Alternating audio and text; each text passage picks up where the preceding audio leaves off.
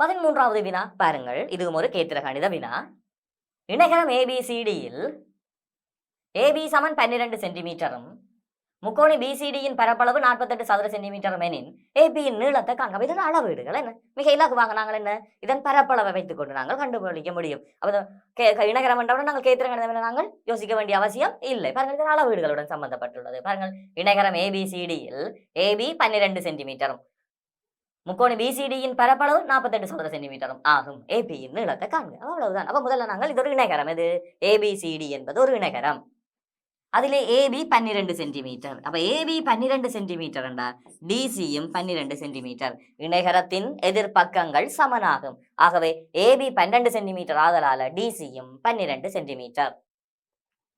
முக்கோணி பிசிடியின் பரப்பளவு பாருங்கள், முக்கோணி பிசிடியின் பரப்பளவு எவ்வளவு? 48 சதுர சென்டிமீட்டர். ஒரு முக்கோணியின் பரப்பளவு நாங்கள் எவ்வாறு எழுதலாம்? அரைதர அடிதர செங்குத்து உயரம். இப்ப பாருங்கள், இந்த பிசிடி என முக்கோணியின் அடியாக நாங்கள் டிசியை எடுத்தோம் எனில் அந்த டிசிக்கு அடியாக எடுத்து அதற்குரிய செங்குத்து உயரம் பாருங்கள் ஏபி. ஏன் ஏபி? பாருங்கள், சமாந்தரம். என்ன சமாந்தரமே அந்த செங்குத்து தூரம் மாறாது. ஆகவே இதற்குரிய எங்க நாங்கள் எடுத்தாலும் இந்த செங்குத்து தூரம் உங்களுக்கு மாறாது. ஆகவே ஏபி வந்து செங்குத்துவா இருக்கும். அப்ப அரைதர அடிதர செங்குத்து உயரம் என எழுத முடியும். அங்கே அடி வந்து டிசி, அது 12 தெரியும். செங்குத்து உயரம் வந்து தெரியும் ஏபி, அதுதான் நாங்கள் காண போகிறோம். ஆனா பரப்பளவு 48. மிக இலகுவாக நாங்கள் எழுத முடியும். அல்லது இந்த பிசிடியின் பரப்பளவும் ஏடிசியின் பரப்பளவும் சமன். ஏன்? ஒரே அடியிலும் ஒரே சமாந்தர நேர்கோடுகளுக்கும் இடையில் அமைந்துள்ள முக்கோணிகள் பரப்பில் சமன். ஆக இது 48, இதுவும் 48. அது எங்களுக்கு அது முக்கோணிக்கு உள்ளே உள்ள செங்குத்து உயரம் என்று தெரியுது. அதனை வச்சுக்கொண்டு நாங்கள் நேரடியாக காணவும் முடியும். சரியா? அப்ப நாங்கள் இந்த பிசிடியின் பரப்பு எழுதுவோம். அரைதர டிசி தர செங்குத்து உயரமாக நாங்கள் ஏபிஐ எடுத்துக்கொள்ளலாம். அது 48.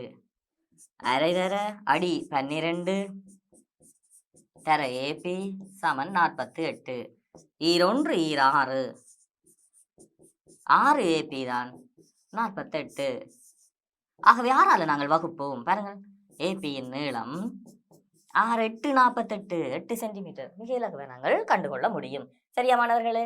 பாருங்கள், நாங்கள் முதல் இணைகரத்தின் எதிர்பக்கங்கள் சமன் என்பதன் மூலம் இது 12 எடுத்தோம். அடுத்து இந்த முக்கோணியின் செங்குத்து உயரம் ஏபிக்கு சமனாக வரும். இந்த செங்குத்து தூரம் மாறாது. ஏன்? இது ஒரு சமாந்தர நேர்கோடுகள். இணைகரத்தின் எதிர்பக்கங்கள் சமாந்தரம் என்பதன் மூலம் மிக இலகுவாக நாங்கள் காண முடியும். ஆகவே 2 புள்ளிகள். இது வந்து 13வது வினா. அடுத்து நாங்கள்